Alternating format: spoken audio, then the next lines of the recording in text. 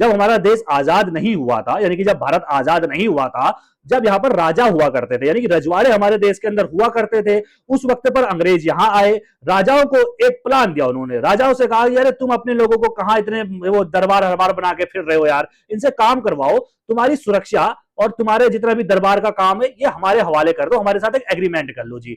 हमारे राजाओं ने कर लिया जी, अच्छी बात है जी, ये लो जी, अब तो हमारे पास ड्रेस पहने हुए हमारे गेटों पे खड़े रहेंगे। अभी तक तो ये द्वारपालिका जो है धोती होती पहने, टोपी पहन के, डंडे लेके खड़े रहते, अब तो बंदूक लेकर अंग्रेज खड़े रहेंगे। वाह क्या बात है, राजाओं ने तुरंत एग्रीमेंट कर लिया। अब इसका नुकसान क्या हुआ? इसका नुकसान यह हुआ कि हमारे राजा जब दूसरे राजा से युद्ध करने जाते थे तो भाई वहां भी तो वही बैठा है अंग्रेज, वहां भी तो जो लड़ेगा कौन? सेना लड़ेगी। सेना में कौन है? अब सेना में तो भाई साहब सीधे तौर पर पहले तुम्हारे पास तुम्हारे अपने लोग थे, अब उन लोगों को तुमने सेना से हटा दिया, उन लोगों को काम में लगा दिया, कोई खेती कर रहा है, कोई कुछ कर रहा है, अंग्रेज उसको खेती का भी पैसा लेकर जा रहे हैं और तुम्हारी सेना जो है वो अंग्रेजों की हो गई है। अब तुम्हें किसी दूसरे राजा के वहां हमला करना है, दूसरे राजा ने हमला कर दिया तो लड़ेगा कौन? तुम्हारी सेना। सेना कौन है? अंग्रेज है। दूसरी जगह सेना कौन है? वहां भी अंग्रेज है। सारे राजाओं के संग कौन है? अंग्रेज है। तो अमेरिका ने वही हाल अब नाटो के अंदर कर दिया, यानी कुल मिलाकर सब जगह अमेरिका की सेना है। लड़ेगा कौन? अमेरिका। किससे लड़ेगा? अपनी सेना से अपनी सेना लड़ेगा?